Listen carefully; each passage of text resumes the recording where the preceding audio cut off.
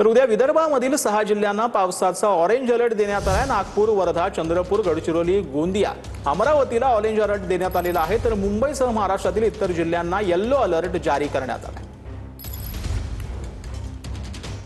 तर भंडारा जिल्ह्याच्या साकोली तालुक्यातील वीरसे आणि उगाकारा या गावाला आता मुसळधार पावसाचा तडाखा बसलेला आहे। अचानक आलेल्या जोरदार वादळी वाऱ्यामुळे वीरसी रोड महामार्गावर एका पाठोपाठ एक अशी 300हून अधिक झाडं उन्मळून पडलेली आहेत। यामुळे अनेक गावांचा वीज पुरवठा पूर्णपणे खंडित झाल्याची माहिती मिळते।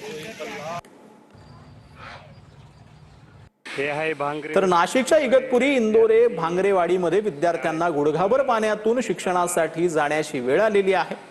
मुसळधार पावसामध्ये रस्ता नसल्याने ही परिस्थिती उद्भवली आहे। मागील वर्षी जिल्हाधिकारी आणि उपअभियंता, पंचायत समिती, लघुपाट बंधारे विभाग यांना पत्र देऊनही परिस्थिती जैसे थे असल्याची माहिती आहे।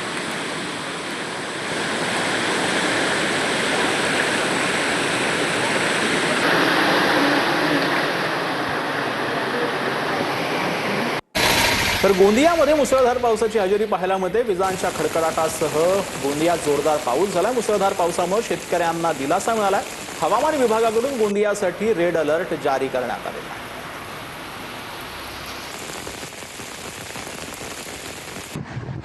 तर भंडाऱ्यातील गोसेखुर्द धरणाच्या विसर्गात पुन्हा एकदा मोठी वाढ झालेली आहे। सायंकाळपासून आता 19 दरवाजांमधून जवळपास 80,572 क्युसेक्स पाण्याचा विसर्ग होतो।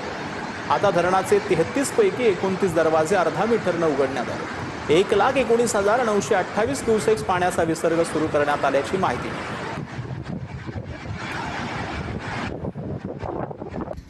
तर रायगडच्या खालापूर, पाली, खोपोली मार्ग खड्डेमय झालेला आहे। रस्त्यावरील खड्ड्यांमुळे वाहन चालकांचा जीव धोक्यात आहे। पाली खोपोली मार्गावरील पाली फाटा, विरुकुटवाडी, त्यासोबत खानाव आणि डोनवत या परिसरातील रस्त्यांवर मोठमोठे खड्डे पडल्याने संपूर्ण मार्ग धोकादायक बनला।